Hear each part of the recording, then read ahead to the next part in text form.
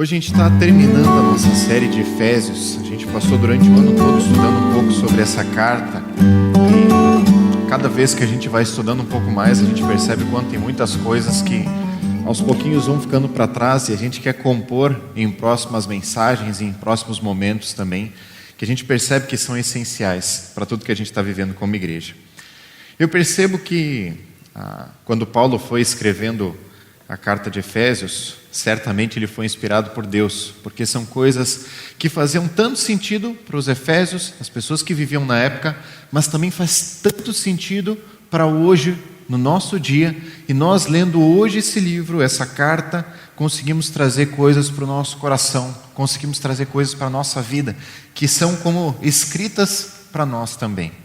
Por isso, eu queria dizer que tem algumas mensagens e que a gente fica particularmente com temor ao Senhor e realmente com o coração tenso e tudo mais. Posso dizer que essa é uma das mensagens talvez que eu fico mais aflito, não pela dúvida de que Deus vai capacitar, mas pelo tema.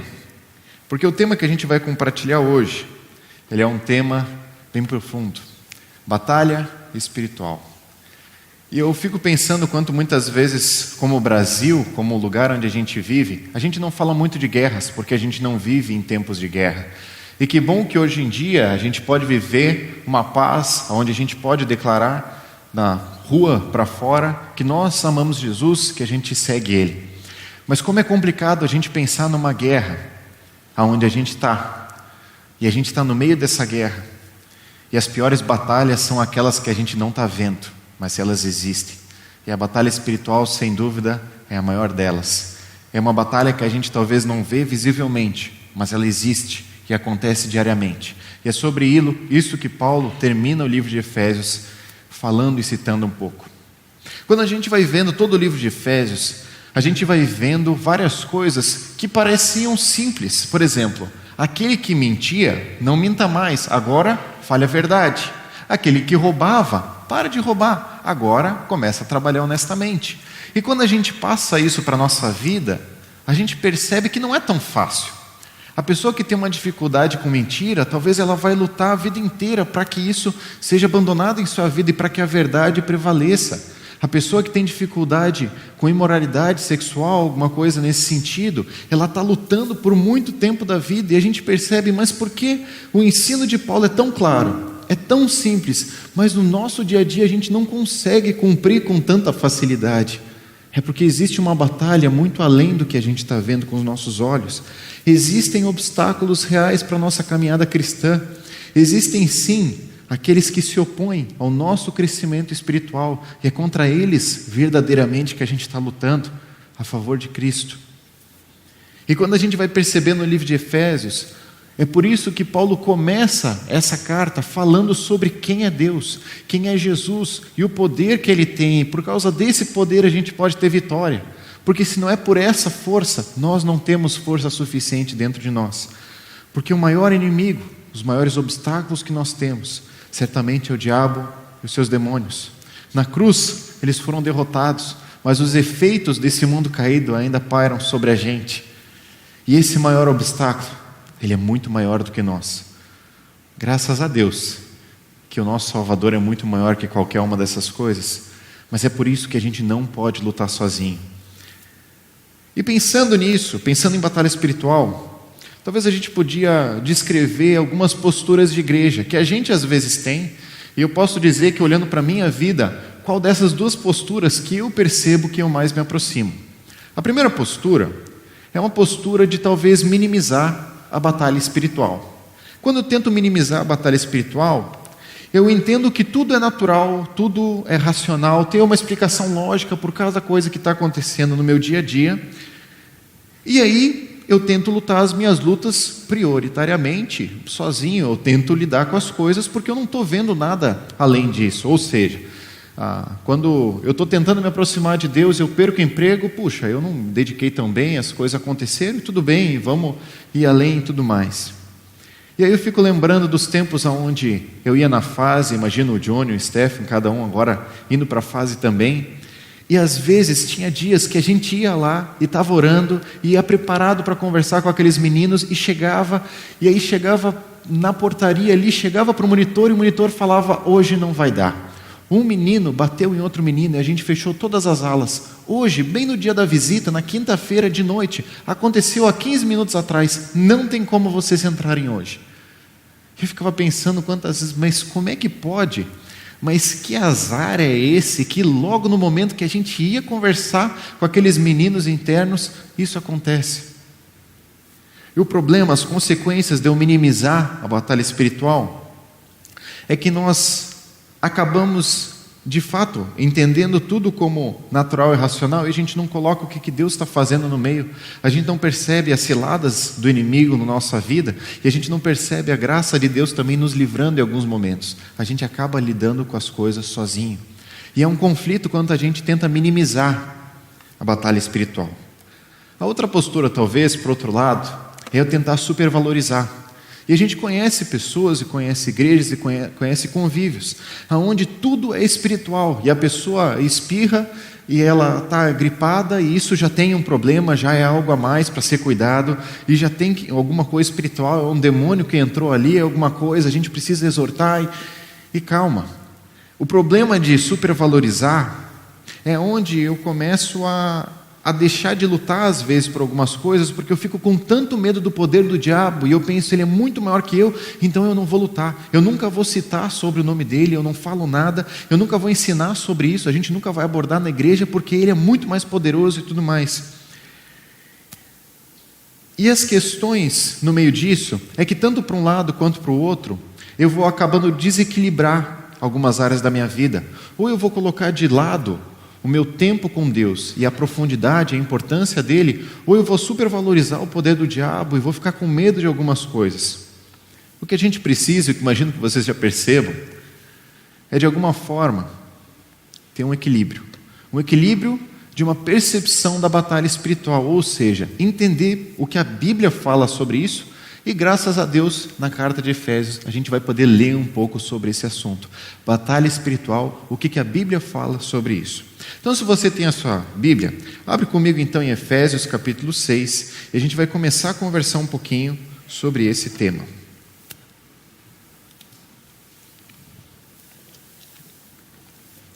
Efésios capítulo 6, a partir do versículo 10.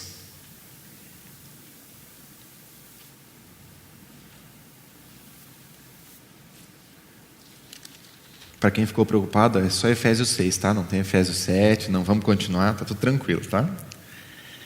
Efésios 6, a partir do versículo 10, diz assim: finalmente, fortaleçam-se no Senhor e no seu forte poder, vistam toda a armadura de Deus, para poderem ficar firmes contra as ciladas do diabo.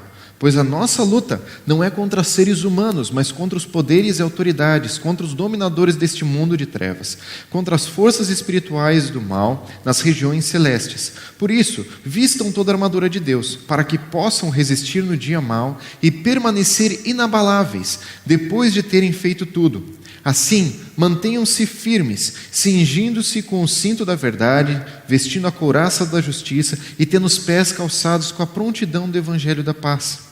Além disso, usem o escudo da fé, com o qual vocês poderão apagar todas as setas inflamadas do maligno. Usem o capacete da salvação e a espada do Espírito, que é a palavra de Deus. Orem no Espírito em todas as ocasiões, com toda oração e súplica, e tendo isso em mente, estejam atentos e perseverem na oração por todos os santos. Orem também por mim, para que quando eu falar, seja-me dada a mensagem, a fim de que destemidamente torne conhecido o mistério do Evangelho, pelo qual sou embaixador preso em correntes. Orem para que, permanecendo nele, eu fale com coragem, como me cumpre fazer. É engraçado quanto Paulo ele vai descrevendo um tema sobre o qual ele conhecia muito bem. Ele vai falando sobre se fortalecer no Senhor. Ele estava preso em uma circunstância difícil, e naquele momento, o único que podia dar força para ele de fato, ele sabia que era o Senhor, que estaria com ele a cada momento da sua vida, e muito complicado naquela época. Ele sabia que o Senhor ia estar fortalecendo ele. E por isso, a gente chega então na primeira parte desse capítulo, ou desse texto. Fortalecidos, fortaleçam. E a verdade é que com a mesma força que Cristo tem, nós precisamos ser fortalecidos. Abre comigo Efésios capítulo 1, versículos 19 até o 20. Diz assim: e a incomparável grandeza do seu poder para conosco, os que cremos conforme a atuação da sua poderosa força. Esse poder ele exerceu em Cristo, ressuscitando-o dos mortos e fazendo-o assentar à sua direita nas regiões celestes. Ou seja, o que ele está falando aqui no começo, sobre se fortalecer, eu consigo me fortalecer à medida que eu tenho alguma base forte que está me provendo esse sustento e está me mostrando. Eu me fortaleço na academia à medida que eu exercito, eu me fortaleço espiritualmente, à medida que eu conheço o meu Salvador e que eu me fortaleço na sua palavra e na sua vida. E essa é a primeira percepção que Paulo vai falando. Quanto ao mais sede fortalecidos, ou finalmente se fortaleçam no Senhor e na força do seu poder.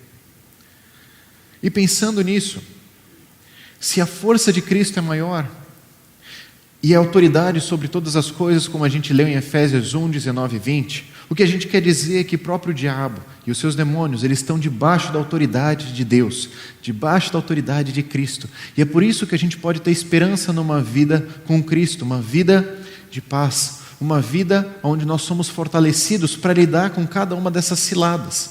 E é por isso que nós precisamos vestir a armadura que representa esse próprio Cristo, para que a gente possa estar firme nos dias difíceis. Existem algumas percepções desse texto, e deixa eu passar um pouco da que eu mais percebo que se encaixa com o texto. Porque ele diz: se fortaleçam no Senhor, ou seja, a forma que eu consigo essa força, ou a forma da qual eu vou me armar e me proteger, é o próprio Senhor Jesus. Ou seja, todas as características que a gente vai ver depois são características divinas do próprio Jesus, que Ele alcançou e que Ele vai nos capacitando a poder viver a cada momento, através do que Ele fez e através de quem Ele é. O que Cristo nos permite fazer, Cristo é a nossa armadura, que nos permite vencer cada uma dessas ciladas que a gente vai ver. E é por isso que a gente precisa estar tão próximo dEle. Minha primeira pergunta, muito simples, é: aonde a gente tem se fortalecido? Talvez a gente se fortaleça na nossa própria força, e a gente acha que nós podemos lutar com dificuldades da nossa vida, com pecados, com coisas que são espirituais, sozinhos. A gente consegue vencer e a gente vai se dar mal. Talvez a gente se fortaleça em outras pessoas, e depende que outra pessoa me empurre sempre para mais perto de Deus, ou que faça alguma coisa por mim para que eu esteja fortalecido. Mas a verdade é que só quando eu estou fortalecido em Cristo, realmente eu estou protegido com toda essa batalha espiritual. O texto continua então, e a partir do versículo 11 ele diz assim: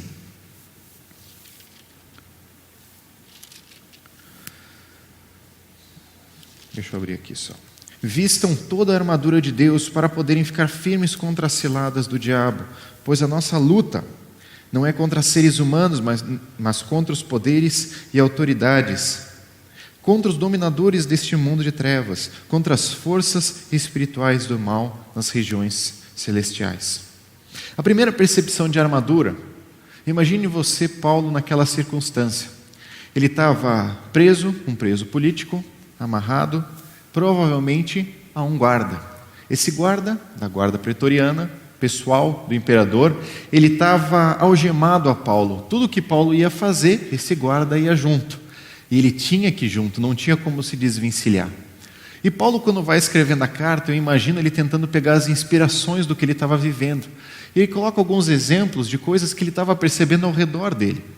Imagina que a melhor percepção do que ele tinha era da armadura do guarda, porque estava o tempo inteiro do lado. Ele sabia cada uma das peças da armadura, porque o guarda dormia, acordava do lado dele, ele ia no banheiro, o guarda estava ali, ele ia comer, o guarda estava ali o tempo inteiro. A aplicação e a explicação dele estava ao seu lado. E ele pega aquela ilustração para poder explicar um pouco sobre uma armadura espiritual, de certa forma. E nesse momento, a gente percebe a ideia de ficar firmes. Acho que muitas vezes a gente percebe, às vezes na televisão, algumas igrejas, o quanto as pessoas parecem que vão atrás dos demônios e vão atrás de coisas para poder, às vezes parece mais sensacionalista, de tentar aparecer as coisas, tentar mostrar e falar, olha, aqui a gente expulsa demônios, aqui a gente faz essas coisas, aqui vai acontecer cada vez mais. E quando a gente olha para a Bíblia, o recado que Paulo está dando para os Efésios é: fiquem firmes. Ele não diz, vá em frente cada um deles, vá atrás. Certamente se acontecem momentos assim, onde demônios estão na vida de uma pessoa e estão atrapalhando essa pessoa, ou circunstâncias assim, a gente vai no nome de Jesus poder expulsar. Mas o ensinamento de Paulo ali é: fique firme, continue firme, se mantenha firme, não desanime, não perca a sua fé, se estabeleça firme em quem te dá a força, no Senhor. E à medida que a gente se fortalece nele, a gente pode caminhar a nossa vida com mais leveza também. Ele vai falando das ciladas do diabo. E o diabo, esse termo, ele significa enganador, aquele que lança acusações. E na nossa vida, durante a nossa vida cristã inteira, vai ter momentos onde a gente vai ser acusado em várias coisas. Eu percebo quantas vezes no meu ministério a minha vontade de desistir. Eu percebo que isso não vem de Deus, mas é porque eu não creio que eu consigo ajudar de alguma forma as pessoas. Quantas vezes depois de uma conversa difícil eu oro e falo: Deus, eu não consigo, eu quero desistir, eu quero sair. E essa palavra não vem de Deus. A palavra de Deus me diz: continua me obedecendo, faz o teu melhor no que eu estou te pedindo. E quanto às ciladas do diabo e essas enganações e essas coisas dizendo: você não presta, você não é bom o suficiente, ele sabe no que tentar a gente, ele sabe no que nos provocar. E de fato, eu não sou bom o suficiente, mas nunca foi por mim, é pela graça de Cristo que eu posso estar aqui. E como essa enganação, ela aparece tantas vezes na nossa vida, quando a gente quer desistir de casamento, desistir do cuidado dos filhos, desistir de pessoas, quando a gente quer deixar de ter uma vida íntegra, quando a gente quer deixar de ser honesto no nosso trabalho, essas coisas vão acontecer, e é por isso que a gente precisa ficar firme nessa batalha espiritual que está acontecendo, mesmo que a gente não veja. Cilada vem da ideia ou do sentido de método, é uma organização de como apanhar o seu inimigo.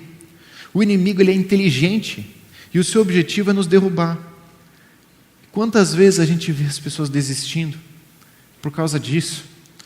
O diabo tem uma experiência muito maior que qualquer um de nós. Ele passou por muitas coisas para saber isso. Ele sabe as nossas fraquezas. Ele sabe aonde nos tentar. E mesmo que o seu poder máximo já esteja acabado, ele já tenha sido vencido, na cruz, os seus efeitos ainda aparecem. E como essas ciladas acontecem. Quer ver um exemplo disso? Você está lutando contra a imoralidade sexual. E quando você está caindo nessa área, quando você está caindo em impureza, em masturbação e tudo mais, nenhuma mulher na rua, nenhuma circunstância aparece, não aparece nenhum site e tudo mais, porque você já está caindo.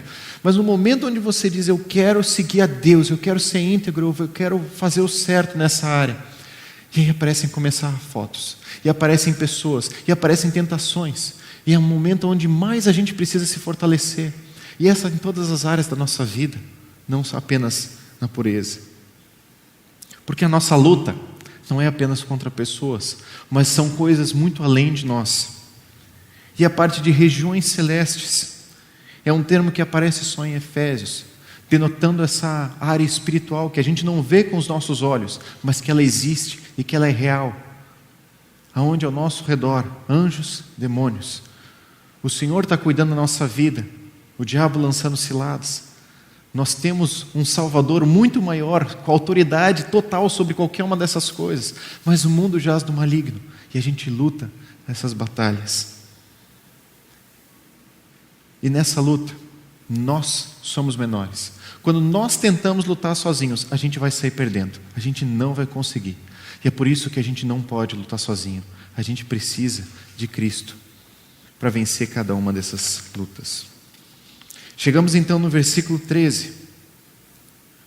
E o versículo 13 diz assim: por isso, vistam toda a armadura de Deus, para que possam resistir no dia mau e permanecer inabaláveis depois de terem feito tudo. Resistir E eu percebo quanto na nossa caminhada cristã, parece que tem alguns dias que são mais difíceis do que outros. Parece que tem alguns dias onde é leve eu poder caminhar com Cristo, e é tão bom, e eu estou numa perspectiva boa, e parece que tem outros dias onde eu estou louco para desistir da caminhada com Cristo, onde tem sido difícil, onde tem sido pesado, onde talvez a opressão espiritual ela é mais pesada. Eu fico lembrando de um momento na minha vida, onde eu tinha feito o primeiro semestre da faculdade, e naquele primeiro semestre eu fui tentado a várias coisas diferentes, e os meus colegas não tinham princípios nem padrões cristãos, obviamente, e as coisas que eles faziam eram muito diferentes das que eu fazia. E eu lembro que na primeira semana, um colega meu começou a me chamar de homossexual, e isso ficou por um bom tempo naquele primeiro semestre. Por uma brincadeirinha, alguma coisa assim, eu fiquei sendo considerado assim por ele, e ele falava isso para os outros, e como me irritava. E como me dava vontade de mostrar que eu não era, e de realmente me defender e de fazer coisas diferentes. Eu lembro que eu era muito próximo de uma menina, de uma colega, e até hoje eu lembro de um dia onde a gente estava indo para a parada de ônibus, e a gente estava conversando e com uma abertura para conversas, intimidade, várias coisas. Ela não conhecia Jesus, não tinha nenhuma proximidade com Ele, nem esse desejo. E eu lembro naquele momento, naquela parada, aonde na minha cabeça, na minha mente veio: e se eu ficasse com essa menina aqui? E se eu abrisse mão um pouco dos meus padrões e dos meus anseios cristãos? Está tão difícil ficar nessa faculdade, está tão difícil poder perseverar com Cristo. E se hoje eu abrisse mão da minha vida com Deus? Só hoje, que eu pudesse fazer qualquer outra coisa.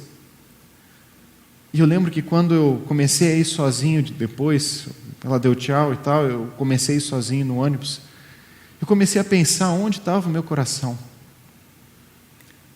E é incrível como, poucos meses depois, meu grande amigo Gustavo me convidou para ser equipante no PV Sul, junto com ele, queria companhia, que bom, agradeço até hoje a tua vida.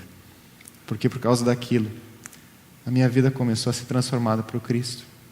E eu decidi servir a Deus. Eu lembro do meu dia mau. E eu sei o quanto nós temos dias maus. Dias difíceis. Onde a vontade de desistir é muito maior. E é por isso que a gente precisa estar firme com Cristo. Para que a gente não desanime. E não perca a perspectiva de caminhada com Cristo. Que a gente possa permanecer inabalável. O alvo de Deus é que a gente fique assim. Quando nós começamos os nossos dias sem nos fortalecer em Cristo, a gente está fraco. E a gente provavelmente vai cair. E é por isso que a gente se fortalece em Cristo quando a gente tem tempo de oração, quando a gente tem tempo de leitura da palavra, quando a gente conversa, tem conversas espirituais, quando a gente confessa os nossos pecados e fala sobre as nossas lutas, e a gente se fortalece com Cristo e a gente tem a possibilidade de caminhar um dia fortalecidos. Porque aquele dia que eu estou distante de Deus, eu não estou próximo dEle, eu vou ser fraco, eu vou cair, eu vou errar e eu vou desistir de padrões que são importantes para a minha vida. Por isso, eu não posso ser leviano na batalha espiritual. Eu preciso entender que é algo sério, onde eu dependo inteiramente de Cristo, eu preciso me fortalecer nele. E é por isso que quando a gente compartilha com os adolescentes, com os jovens, de gente, vamos fazer o devocional, não é uma coisa bobinha, mas é o padrão do nosso crescimento com Cristo. E se a gente não vive isso, a gente vai estar fraco e a gente vai cair. Quantas vezes a gente cai? Porque a gente está distante de Deus. Ele já nos deu tudo o que a gente precisava para a vida e para a piedade, mas a gente está distante e a gente cai. Qual tem sido o seu dia mau? Talvez você está aqui hoje, e hoje é o seu dia mau. Hoje é um dia difícil, onde você só está aqui para bater o cartão, ou porque a tua família veio, ou porque é uma circunstância que não tem muito como fugir, é mais confortável estar aqui, mas você está louco para desistir de tudo isso. Talvez você já passou por circunstâncias onde eram os dias maus. Se fortaleça em Cristo, não caminhe sozinho, porque o diabo está louco para que você desista e caia. O texto continua, e então Paulo começa a descrever as características dessa armadura. A partir do versículo 14 e versículo 15, ele diz assim: assim, mantenham-se firmes, cingindo-se com o cinto da verdade, vestindo a couraça da justiça e tendo os pés calçados com a prontidão do evangelho da paz. A primeira verdade é que Satanás, ele já foi derrotado, mas os seus efeitos ainda reinam sobre esse mundo. Por isso, nós precisamos estar firmes até que Cristo de fato venha e a derrota final do diabo aconteça. Assim nós ficamos firmes à medida que nós tomamos a armadura de Deus. Ou seja, cada uma dessas peças da armadura vão ser importantes e indispensáveis para que eu me fortaleça com Cristo, mas para que eu também possa resistir nos dias maus, nos dias difíceis, com as ciladas que o diabo traz. Ele é astuto, ele sabe as áreas em que a gente vai cair. E é por isso que a gente precisa estar tão fortalecido em Cristo, que a gente não caia nessas áreas, não pela nossa força, mas pela força de Cristo.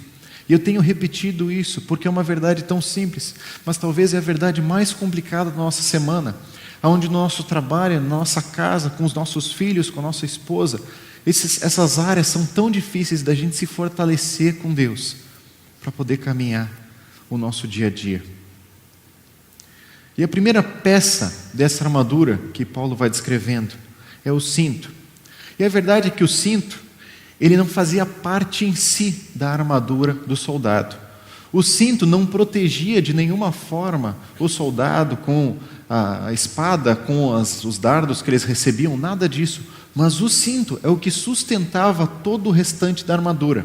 Sem o cinto, a armadura não se prendia, porque é nesse cinto que tudo estava organizado.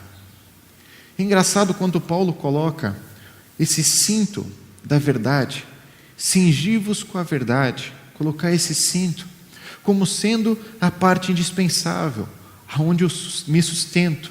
Sem esse sustento, nada do resto vai adiantar. E a primeira convicção disso é que a verdade do Evangelho, ela é que me liberta. Essa verdade que eu tenho no Evangelho, que eu encontro na Bíblia, é ela que vai me trazer segurança. Porque se eu não conheço essa verdade, eu não tenho Cristo no meu coração e eu estou totalmente vulnerável. Mas à medida que eu conheço essa verdade está ajustada na minha vida, eu posso caminhar dia a dia, eu posso enfrentar cada dia. Talvez uma das maiores armas do diabo nesse sentido é o erro religioso. E se você abre hoje o Facebook, abre hoje sites na internet, abre hoje o que for, conversa com algumas pessoas, vão ter coisas diferentes que elas vão dizer. E talvez algumas pessoas cheguem para você e digam: você ama Cristo, Ele quer o seu bem. Então quanto mais você se aproxima dEle, mais você investe o seu dinheiro no reino, mais Ele vai te retribuir. Então dê todo o seu dinheiro, porque Deus vai te retribuir mais ainda. Isso é um erro religioso, não é bíblico. Mas pessoas falam por aí. E como naquela época tinha várias pessoas, tinha os gnósticos que acreditavam que só o conhecimento salvava, e o que eles faziam com o corpo não importava. Tinha outras pessoas, falsos profetas, que iam ensinando coisas erradas. E o quanto as pessoas cristãs, os fiéis de fato à Bíblia, precisavam ser coerentes com a palavra de Deus. O erro religioso de achar que nós cremos num Deus que Ele sempre tem que nos retribuir todas as coisas que a gente faz. E a gente cai às vezes nisso de, puxa, eu fui bondoso nessa semana, eu cuidei de pessoas, e agora isso acontece na minha vida, o carro quebra. Olha, como é que um Deus bom pode fazer essas coisas? Cuidado. A bondade de Deus não se manifesta em coisas às vezes tão simples. A bondade de Deus se manifesta no fato da gente estar vivo e ter uma perspectiva eterna na nossa vida. A gente tem a possibilidade de um dia estar para sempre nos céus com o próprio Cristo, e é isso que a gente vai celebrar daqui a pouco na ceia. O erro religioso, onde ele coloca em xeque várias nossas convicções sobre salvação, sobre vida cristã, ele é perigoso. E é por isso que eu preciso me cingir com essa verdade, colocar essa base na minha vida, para que a partir dessa verdade, todo o resto se manifeste, todo o resto aconteça. Ele fala então da couraça da justiça.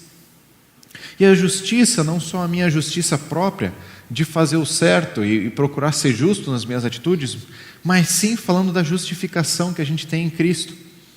E essa justificação nos permite ter uma vida com Deus. O fato disso é que quando Deus olha para mim, Ele não vê os meus pecados e como tem pecado na minha vida, como tem lutas que eu tenho procurado crescer com Cristo. Ele não vê o Samuel como pecador, mas ele vê Cristo, a sua salvação, a sua justiça. E quando Deus, olhando para a minha vida, ele vê Cristo, ele não vê os meus pecados, mas ele vê a santidade de Jesus. E eu posso me achegar perto de Deus, que é santo, santo, santo, separado de todo o pecado. É isso que a gente cantou até aqui. Por isso, quando eu tenho essa convicção da justiça, essa couraça que cobriu o peito, talvez os órgãos vitais de todos os soldados, e se não tivesse uma proteção muito grande aqui, talvez a primeira flechada já acabava com as atividades e a ação daquele soldado. Era importante uma couraça firme. E quando a gente percebe que não são os nossos méritos, mas é a justificação em Cristo que nos permite estar aqui, a gente é salvo. Abre comigo em Romanos 8:33, onde vai falar um pouco disso, Paulo também.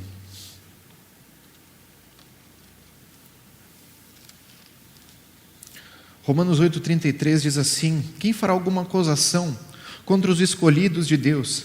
É Deus quem os justifica. Alguma acusação, alguma cilada, alguma dificuldade contra quem está caminhando com Cristo, o escolhido por Cristo, e está perto dele. O texto continua então, e ele fala no versículo 5, que tendo os pés calçados com a prontidão do Evangelho da paz. Na versão Revista Atualizada diz: calçai os pés com a preparação do Evangelho da paz. E a percepção daquela época é que vários inimigos, quando eles estavam em campo de batalha, eles jogavam algumas pedras, alguns galhos, algumas armadilhas, para que quando os soldados pudessem caminhar, eles se machucassem e eles não conseguissem continuar no campo da batalha. E eles caíssem logo, por um órgão tão simples, por uma parte tão simples, os seus pés machucados. E é por isso que eles começavam a usar botas protegidas, entrelaçadas, aonde não importava o terreno que eles estavam caminhando e quais armadilhas que os inimigos jogavam no chão para que eles pisassem, eles continuavam a caminhar firmes, porque os pés estavam protegidos. E essa paz que a gente encontra no Evangelho, essa paz que a gente encontra quando a gente percebe os nossos pecados, a nossa luta, os nossos erros, mas a gente encontra o que Jesus está fazendo por nós, a salvação que a gente tem, a justificação que a gente tem nele. E através disso a gente pode, enfim, caminhar de forma leve. E eu fico pensando quanto existem pessoas que são inimigas de Deus, que ainda não entregaram a sua fé para Cristo. E que complicada essa situação de ser um inimigo de Deus. Aquele que realmente define as coisas não está do seu lado. Mas que paz que a gente tem quando a gente está ao lado de Deus e a gente tem paz com Ele. A gente encontra paz com Deus à medida que a gente confessa as nossas lutas, os nossos pecados. Com certeza, à medida que a gente se justificou através de Cristo e a gente entregou a nossa vida para Ele. Mas a gente tem paz com Deus. E essa paz nos permite compartilhar desse Evangelho para com as outras pessoas também. Como é difícil eu compartilhar do Evangelho que eu não creio. Como é difícil eu vender algo que eu não compraria. Eu fico vendo o pessoal em lojas, que a gente vê por aí, lojas populares, o pessoal está vendendo, olha, tem essa geladeira, eu comprei, estragou na primeira semana, mas tu pode comprar, paga em 12 vezes. O juro é pequeno, eu já comprei também, sabe? Aquela contra-propaganda. E eu acho que às vezes a gente também com o Evangelho, às vezes faz uma contra-propaganda.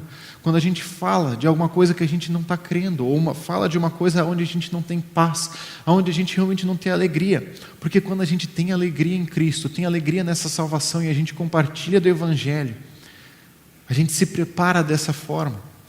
Todo o nosso compartilhar é com um brilho nos olhos, e como é bonito ouvir uma pessoa que ama Cristo compartilhando do Evangelho, e você se empolga, e você quer conhecer um pouco mais da palavra de Deus, e quer conhecer um pouco mais dessa verdade, porque a pessoa está empolgada, falando desse Cristo. Calçar os pés com a preparação do Evangelho. Quais desses equipamentos a gente tem utilizado? Quando a gente começa lendo o texto, ele fala sobre toda a armadura, e se tem algumas coisas dessas dessas características que estão falhas na nossa vida, certamente a gente está recebendo ciladas, está recebendo dardos inflamáveis e coisas assim espiritualmente. Por isso a gente precisa estar firme. O texto continua então, e a segunda parte da armadura a gente agora percebe dos versículos 16 até o 17. Diz assim: além disso, usem o escudo da fé, com o qual vocês poderão apagar todas as setas inflamadas do inimigo. Usem o capacete da salvação e a espada do Espírito, que é a palavra de Deus. O escudo da fé, ele representa aquele escudo grande que a gente vê em alguns filmes, aquele escudo quadrado que ele cobria o soldado. E quando eles se juntavam, era uma barreira impenetrável. Eles se juntavam com aqueles escudos de tal forma que não tinha como nenhum inimigo penetrar ali. Eles não conseguiam jogar os dardos inflamáveis, não conseguiam jogar espadas, não conseguiam jogar as flechas, não conseguiam fazer nada contra, porque eles estavam protegidos. E esse escudo protegia aqueles soldados, da mesma forma que a fé nos protege. Não simplesmente uma fé em qualquer coisa, porque a ideia de eu acreditar em alguma coisa não me denota salvação, mas eu creio em Cristo e que a salvação eu só obtenho por Ele. Abre comigo em Romanos capítulo 10, versículo 17.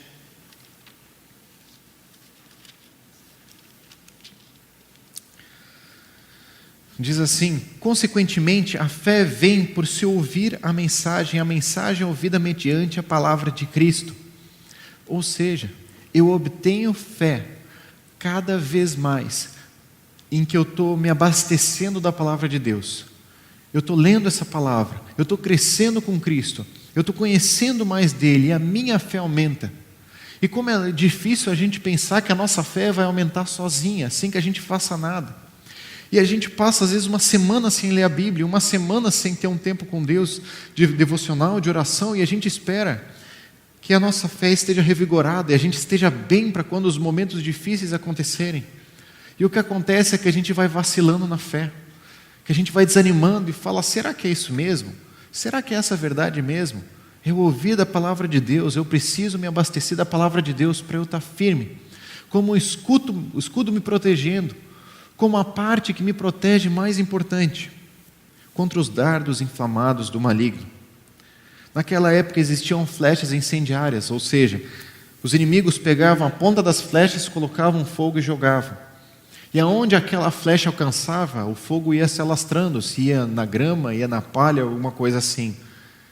E como era perigoso aquilo, porque tanto o fogo quanto veneno, alguma coisa que eles pudessem colocar naquela flecha, não era só o impulso, ou só aquele machucar primário que podia acertar a pessoa, mas os efeitos depois disso. E o quanto esses dardos, eles também existem espiritualmente, e nos atrapalham. E se a gente não está protegido, eles vão penetrar o nosso corpo, na nossa vida, e vão nos atrapalhar. E é por isso que a fé precisa estar latente no nosso coração, e a gente precisa se alimentar da palavra de Deus. E a gente vai ver muito isso nessa parte do texto. E aí ele fala sobre tomar também o capacete da salvação, que talvez é aquele elemento mais conhecido de uma armadura, aquele capacete que obviamente colocava na cabeça e protegia o cérebro e tudo mais. Da mesma forma que quando a gente tem a convicção da salvação, essa proteção ela está latente na nossa vida, e ela não permite que dúvidas na nossa mente aconteçam. Abre comigo Efésios capítulo 1, versículo 13. Efésios 1:13 diz assim: quando vocês ouviram e creram na palavra da verdade, o evangelho que os salvou, vocês foram selados em Cristo com o Espírito Santo da promessa, que é a garantia da nossa herança, até a redenção daqueles que pertencem a Deus, para o louvor da sua glória. Ou seja, o que Paulo está falando ali no texto que a gente já estudou, é sobre a convicção da minha salvação em Cristo, pelo selo que tem no meu coração do Espírito Santo. Naquela época, Os reis, quando emitiam um decreto, eles tinham um anel onde eles selavam cada um dos decretos, e ninguém mais podia revogar, ou seja, ninguém mais podia tirar aquele decreto. E é assim que Cristo faz no nosso coração. Um dia que Ele entra na nossa vida, e a gente crê isso olhando para a Bíblia, nunca mais Ele nos abandona. E eu posso ter a possibilidade de cada dia mais caminhar com Cristo, e essa convicção e essa certeza da salvação e de que eu não perco ela. Porque como esse selo que é impresso no meu coração, eu tenho a garantia da vida eterna. Quantas vezes pessoas têm dúvidas da sua salvação, têm dúvidas disso e acabam se desanimando em tantas áreas, porque elas vão voltar a pecar e vão voltar a errar e precisam mais uma vez caminhar perto de Cristo. Por isso é importante o capacete da salvação. E por fim, mas não menos importante, ele fala da espada do Espírito, que é a palavra de Deus. E essa espada era a forma mais clara e mais evidente de todo soldado atacar o seu inimigo. A gente falou muito sobre ficar firmes e não desanimar, e não esmorecer, e entender que Deus é quem nos fortalece, que Cristo é quem nos fortalece. Mas quando a gente tem essa espada, a gente pode atacar, a gente pode ir além. Isso me lembra muito o momento onde Jesus foi tentado no deserto, 40 dias sem comer, e depois daquele tempo o diabo se aproxima de Jesus. E eu queria citar um pouquinho dessa passagem junto com vocês, porque ela vai fazendo muito efeito no que a gente tem compartilhado. A primeira tentação que a gente percebe que Satanás faz com Jesus é de transformar aquelas pedras em pão. Ou seja, se tu é mesmo filho de Deus, transforma essas pedras em pão. E olha como é que o diabo é astuto. Era obviamente que Jesus era o filho de Deus, e o diabo tinha essa convicção. Muitas das pessoas da época não tinham essa convicção. O diabo sabia que ele era o filho de Deus. E o que ele diz é: transforma essas pedras em pão, então. Tu és tão poderoso.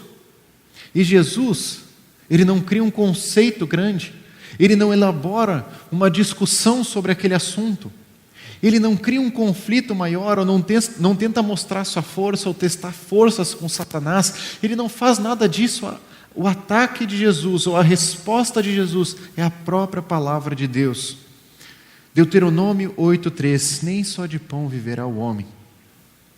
E Jesus responde ao diabo com a única e verdadeira arma espiritual que a gente tem, a mais poderosa, a própria palavra de Deus. E mais uma vez, Satanás leva então Jesus para um lugar alto e fala: se atira, se tu és o Filho de Deus, se atira daqui, porque os teus anjos vão te pegar. Nesse momento, Satanás está citando o Salmo 91:11, ele está citando a própria Bíblia, e era uma verdade bíblica de fato. Os anjos do Senhor estão sustentando e vão, qualquer ordem que Deus dá, eles vão obedecer. De fato isso aconteceria. Mas Jesus responde também com a Bíblia. Deuteronômio 6:16, não tentarás o Senhor teu Deus. E todas as ciladas que o diabo estava colocando, Jesus respondia com a palavra. E por fim, o diabo faz o último teste e diz: se você me adorar, se prostrar diante de mim, eu vou te dar todos esses reinos aqui, tudo aqui ao redor vão ser seus. E o que Jesus responde é Deuteronômio 6:13, adorarás somente ao seu Deus, adorarás somente a Deus. As respostas de Jesus para os dilemas daquele momento tão difícil, daquele dia mau, eram a própria palavra de Deus. Queridos, se a gente não conhecer a palavra de Deus, se a gente não conhecer essa verdade, a gente não tem arma nenhuma contra as ciladas que o diabo nos traz. A gente não tem uma resposta para essas coisas. A gente estava lendo em Efésios várias verdades. Olha comigo algum desses textos, Efésios 5:3. Ele diz assim: entre vocês não deve haver nem sequer menção de imoralidade sexual, como também de nenhuma espécie de impureza e de cobiça, pois essas coisas não são próprias para os santos. Ou seja, o que a palavra de Deus instrui é que a linha onde Deus coloca a sua santidade é muito acima da que a gente coloca às vezes. Não tem problema eu ver esse filme, não tem problema eu falar sobre esse assunto, não tem problema eu fazer isso, eu olhar esse site, eu partilhar dessas coisas, não tem problema. E o padrão de Deus é zero. nem se nomeiem essas coisas. Mas quando a tentação chegar no meu coração, se eu não responder com a palavra de Deus, eu vou cair. Porque eu vou criar uma brecha no meu coração dizendo, mas é só uma coisinha, é só um filme, é só um assuntinho, é só um dia. Eu não vou fazer mais isso, é só hoje. E a gente se engana. A gente percebe em vários outros momentos. Efésios 5, 22, e é onde ele vai falando do homem para com a mulher. O primeiro texto de deveres conjugais que Paulo cita é: mulheres, sujeitem-se cada uma ao seu marido como ao Senhor, ou sejam submissas. E a gente vê cada vez mais um desserviço de várias pessoas em redes sociais ou o que for, tirando o papel importante da mulher num casamento e de sujeição, de submissão, mas que quando eles têm um valor igual diante de Deus, mas quando tem uma função ali dentro do casamento. E quantas vezes a gente vê pessoas com medo de falar, ensinar sobre isso, porque tem medo da repercussão, que a gente possa ser bíblico, e que quando essas ciladas acontecerem, para com cada uma das mulheres, que a gente possa ser bíblico, que vocês possam ser bíblicas e olhar o que a palavra de Deus fala, e a gente procurar seguir, entender a luz do contexto, entender a luz de tudo isso, mas procurar seguir. Da mesma forma a gente vê Efésios 5, 25, onde fala: maridos, ame cada um a sua mulher, assim como Cristo amou a igreja e entregou-se por ela. É uma outra verdade. Nós homens precisamos amar nossas esposas. Nós precisamos demonstrar esse amor, e como às vezes é difícil, e como esse amor, ele precisa vir de Cristo para conosco. Mas a gente precisa cumprir isso. E quantas vezes o diabo vai dizer: mas ela não fez nada por ti essa semana, por que você vai fazer alguma coisa por ela? E a gente precisa voltar para a palavra de Deus, para poder lutar contra isso e dizer: porque a palavra de Deus diz para eu amar, eu quero amar mais um dia, eu quero amar enquanto eu viver. Você tem aplicado a palavra de Deus em sua vida? Você tem respondido a essas ciladas, a essas tentações, a essas lutas com a própria palavra de Deus? Se a sua resposta é não, deixa eu te encorajar primeiro você conhecer mais da palavra de Deus. Aliás, deixa eu encorajar a todos nós, inclusive a mim, que a gente possa conhecer a palavra de Deus a cada dia mais, porque ela nos fortalece, ela nos faz poder lidar com esses dias maus, esses dias difíceis. É ela que nos permite, é ela que é essa espada do Espírito. E o texto vai chegando no fim, a partir do versículo 18, então, de Efésios 6, a gente vai vendo um outro tema, que Paulo vai concluindo esse livro. Orem no Espírito, em todas as ocasiões, com toda oração e súplica. E tendo isso em mente, estejam atentos e perseverem com todos os santos. Orem também por mim, para que quando eu falar, seja-me dada a mensagem, a fim de que, destemidamente, torne conhecido o mistério do Evangelho, pelo qual sou embaixador, preso em correntes. Orem para que, permanecendo nele, eu fale com coragem, como me cumpre fazer. O que Paulo está fazendo nesse momento? Ele está falando sobre orações, a forma que a gente se achega para com Deus, e o quanto elas são indispensáveis para a nossa vida.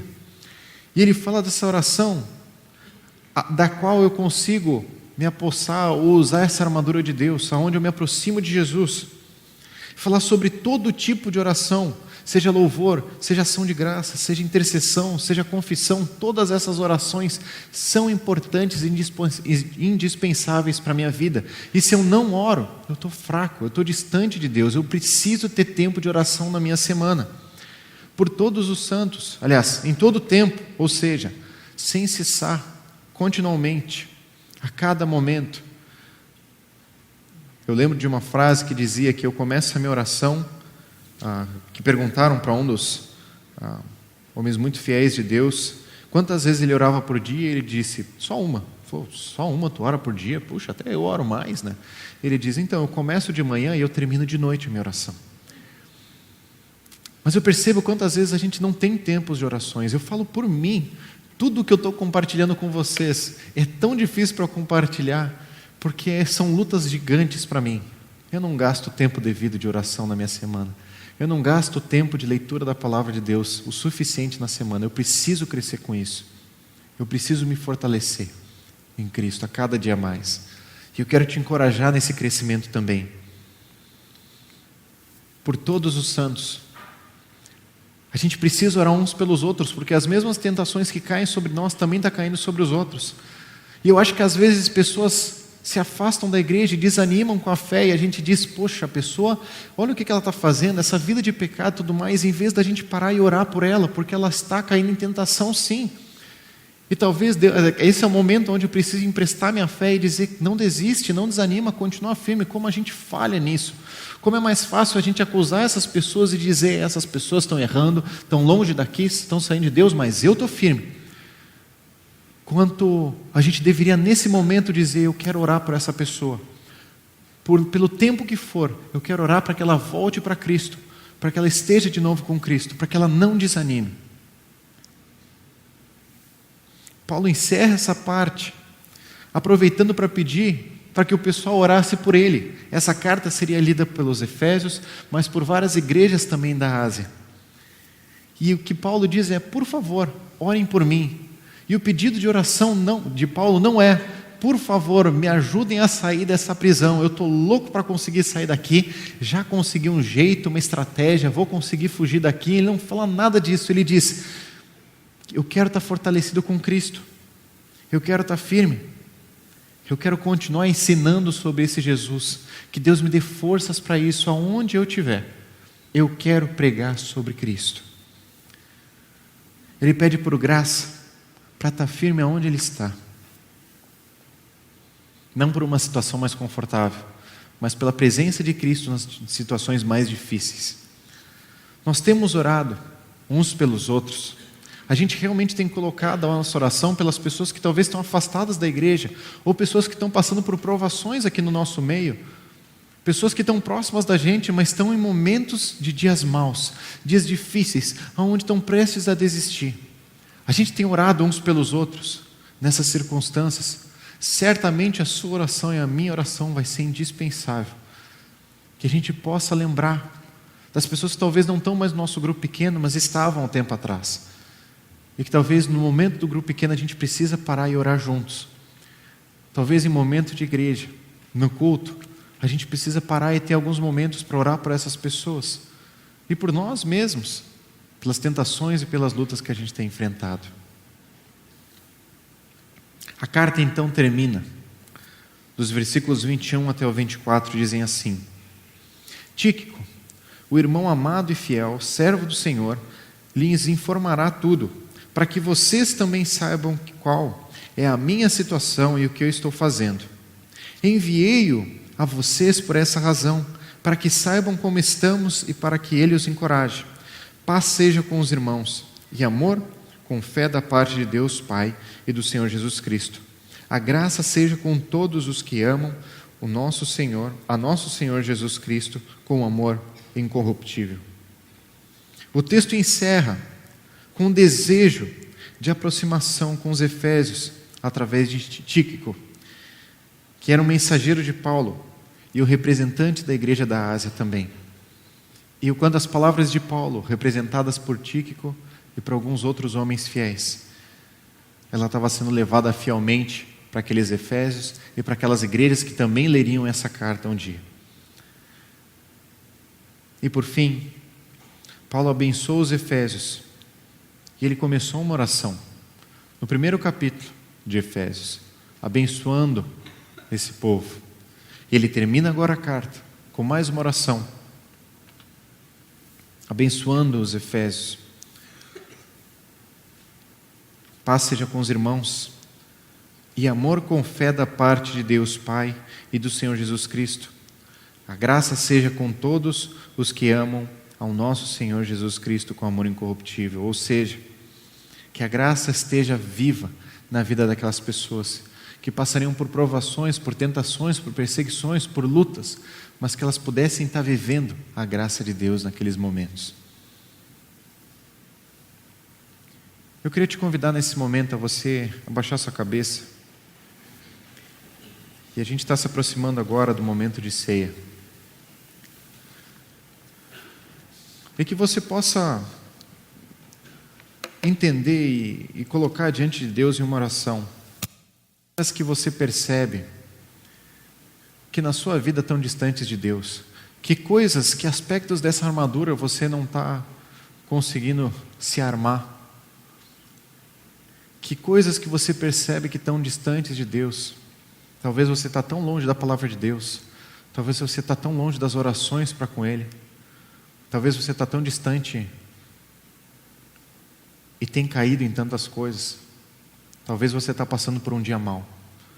Talvez nesse momento você está vivendo uma circunstância difícil no seu casamento. Você sabe que está vivendo uma vida de pecado. Talvez nesse momento você está vivendo como solteiro, como solteira, uma vida de pecado. As pessoas não sabem, mas Deus sabe. E você está cedendo às ciladas do diabo. Não desanima. Continua com Cristo. Tenha um tempo de oração com Ele.